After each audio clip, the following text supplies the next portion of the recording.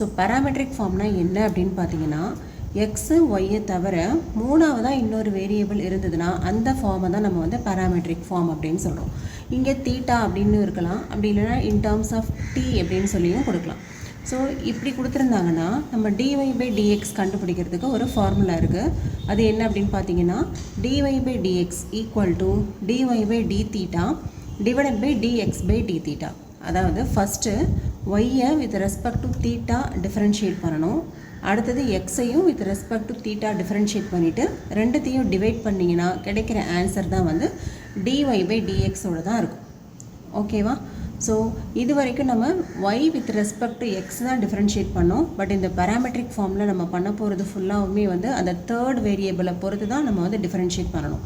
அதாவது இங்கே வந்து வித் ரெஸ்பெக்ட் டு தீட்டா தான் டிஃப்ரென்ஷியேட் பண்ணியிருக்கோம். சில சமயம் இங்கே வந்து டி கொடுத்துருந்தாங்கன்னா dy/dt கண்டுபிடிக்கணும், அதே போல் dx/dt கண்டுபிடிக்கணும். இதுதான் வந்து பேராமெட்ரிக் ஃபார்ம்.